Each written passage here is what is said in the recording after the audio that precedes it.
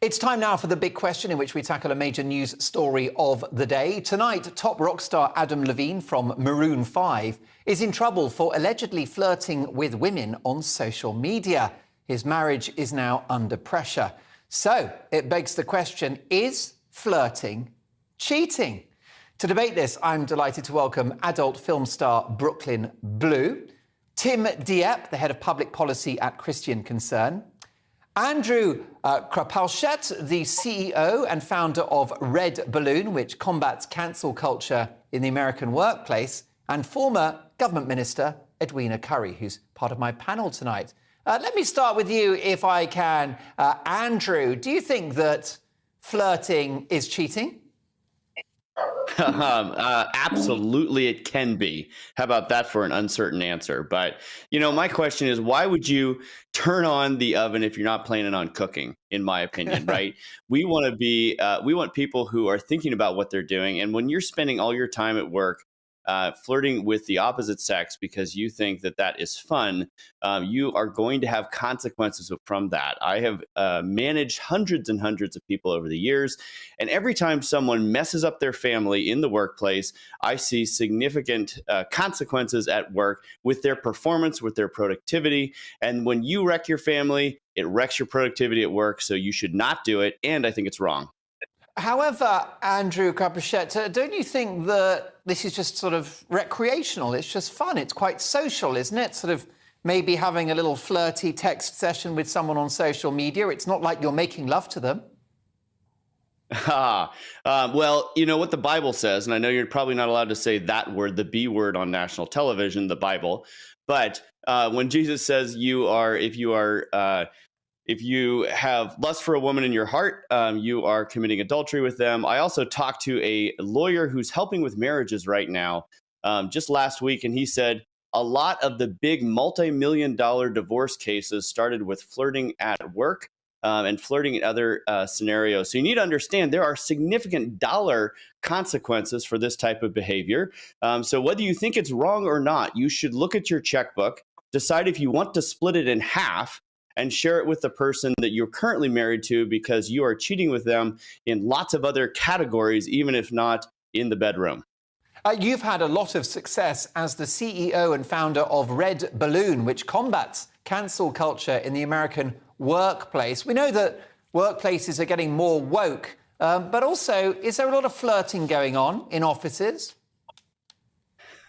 Well, here's funny. So I have, again, managed hundreds and hundreds of employees. I've had a number of employees that have met at work, gotten married, have lots of kids. They're very, very happy. And I encourage that type of behavior. Now, I do encourage them to take that outside of work, because flirting in the workplace, it just causes tension. It can cause office politics. Because if everyone's spending their time trying to figure out what the person of the opposite sex thinks of them, they're not thinking about their job. And I'd like people to think about their job when they're working for me, because, in fact, there's a one-to-one correlation between me paying them and them doing good things for my company. And so that's why I've told people, look, if you want to go out on a date with somebody that is at work, do it after work. Don't waste my time with your flirty stuff at the office. So that's if you're not married. If you are married, just knock it off. It is a bad precedent. And guess what? I bet that person is going to meet your wife someday, and you're going to find yourself in the doghouse, and nobody wants to be in the doghouse. Knock it off and knock one off instead. Tim Dieppe, you're the head of public policy at Christian Concern, and I would have thought that you stand for family values and you would consider adultery to be a sin. Doesn't flirting prevent adultery because you get to fantasize about this other person without going further? Isn't that what flirting is? No, the opposite is the case. Actually, as Jesus said, and Andrew just quoted it, it's one thing to a lot of Jesus adultery. tonight. He did, yeah. And then he said, but if you look at a woman lustfully, you've committed adultery in your heart. So Jesus is saying there's such a thing as adultery in the heart. So there's actual adultery and there's adultery in the heart. And if that's an actual thing, adultery in the heart, then that's a serious thing. That's something you've done really wrong. And that clearly is cheating. And he went on to say, it's better to tear your eye out than to lose a member of your body and end up in hell. right? So he's saying that it's that serious. It really damages your soul, right? It's something that you need to take very, very seriously. It's one thing because it's actually damaging your relationship with your wife. It's another thing because it's damaging your soul and your relationship with God. And so this is not something to mess about with. It's not something to play around with. It's serious stuff with ultimately eternal consequences. Brooklyn Blue, you're a very successful and in-demand adult film star. You make a lot of money. You've got a huge audience for your work. What is your thought on flirting? I mean, if you're taking the time to actually message somebody and do that flirting, the way I see it is there an intention behind that? So if they're actually taking the time to go and message someone and say, oh, you're really hot or something like that, there's a line. I mean, are they just fantasizing, or are they intending to go further with that and then take it to the next level? And obviously, I wouldn't. I'd be happy if my husband was messaging people like that. I can tell you that. But then, people can go to an extreme with it. I mean, some women sit there and say, oh, if somebody's liked someone's photo on Instagram, it's technically, they want to be with that other person. No, I mean, that's ridiculous to me. I mean, but if you've actually taken the time to personally message somebody, I would see it as there is an intention behind that. And I would see it more of a reason of, well, is there a problem at home? Because if you are happy in your own relationship at home, I don't feel like you would need to reach out to somebody else. I feel like you'd only do that if you weren't satisfied at home with your partner. So I think it's more that, and they need to work on their own problems rather than take an easy way out and, go take an easy way out and message anyone else who can be up for a little bit of fun. I think it's more a case of, no, go and get, a couples counsellor and work on your relationship and your problems, because I think that's where it stems from. And I do think that is the majority of people having affairs is a problem in your own relationship, whether one of you is not happy or whatever. But I do think if you've taken the time to message somebody, there may be an intention there of taking it further, or as why would you do it in the first place? Because you'd have respect for your partner in the first place to not message that person if you're happy at home.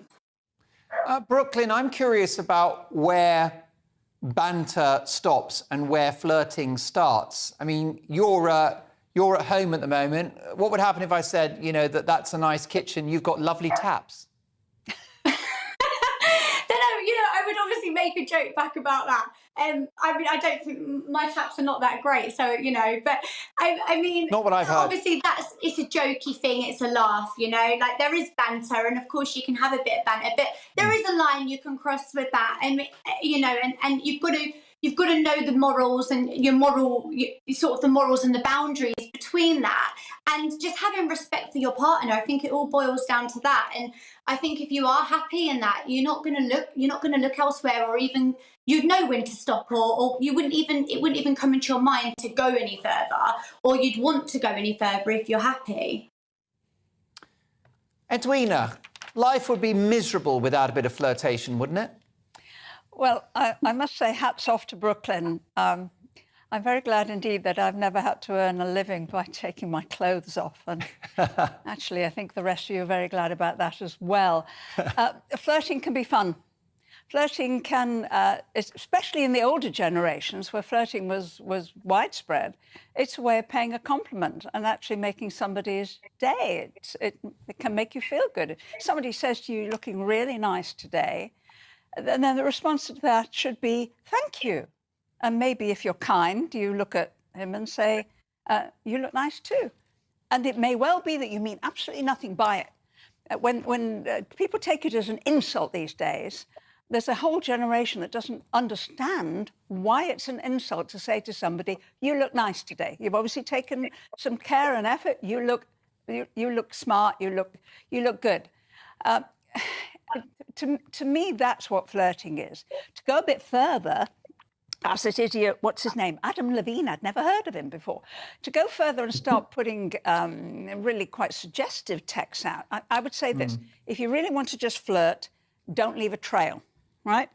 Don't write a letter, don't write a text, don't put something out where it can be repeated, printed off, and it can be used against you, especially if the relationship turns a bit sour.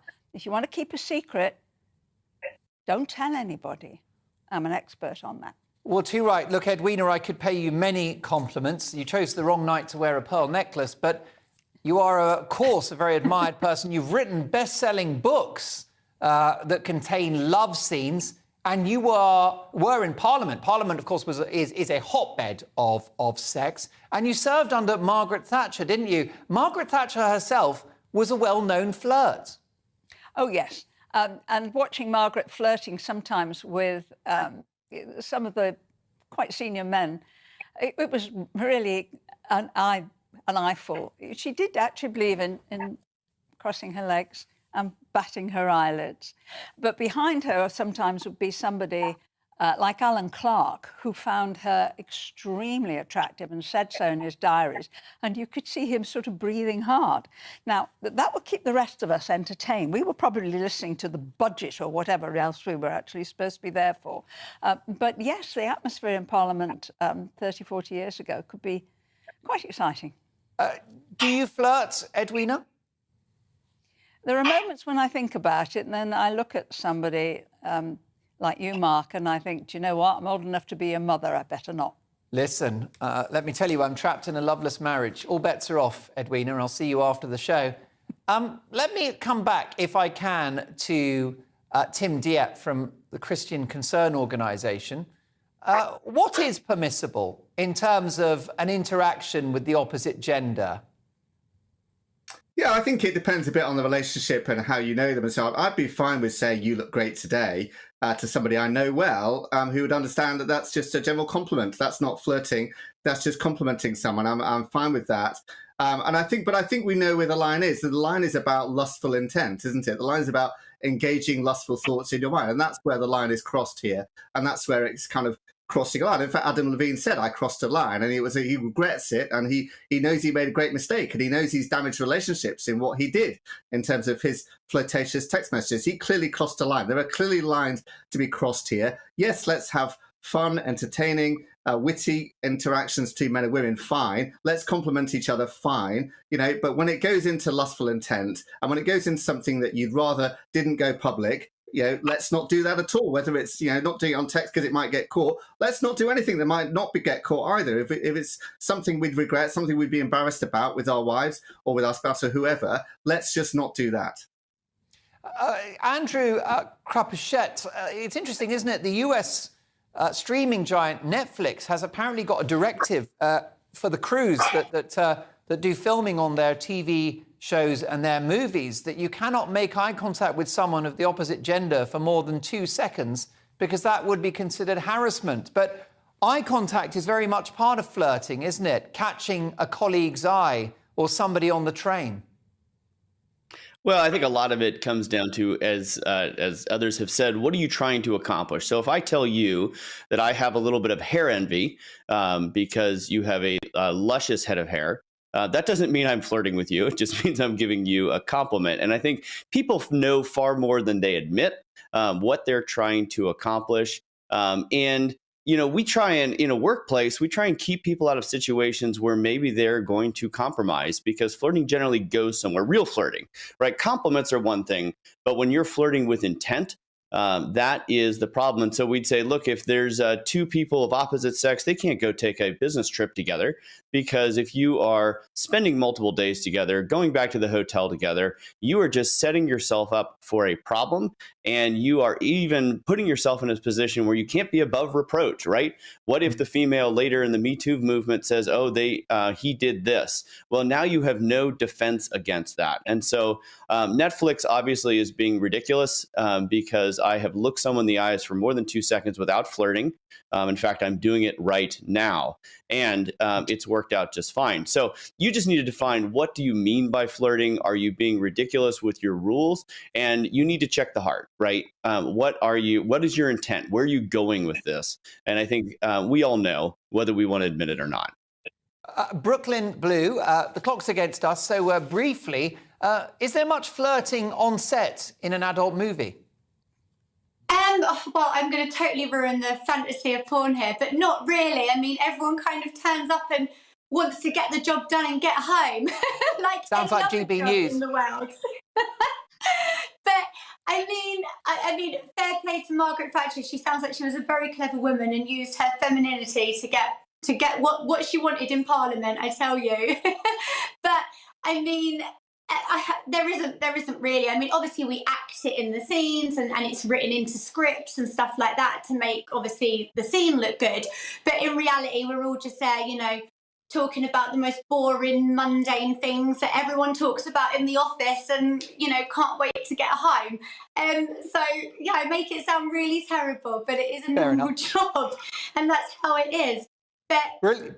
other than that, I mean, obviously, messaging someone and things like that, it depends on what's being said, what's being done, and the intentions behind it all. I mean, obviously, giving someone a compliment, saying you look nice, or this, that, and the other. I mean, absolutely no problem with that. I think more people should do that. Everyone should, you know, make someone's day by just saying something nice to a total stranger. Well, too right. And Andrew Crapuchet, you are luscious as well. In fact, you look very rugged. You look very rugged indeed, and maybe I should just go for the full number one on my hair as well. My sincere thanks to Andrew Crapuchet, the CEO and founder of Red Balloon, which combats cancel culture in the American workplace. Also, my sincere thanks to Tim Dieppe from Christian Concern, Brooklyn Blue, who is an adult film star and a good friend of the show, and of course, Edwina Curry, who's part of my panel tonight.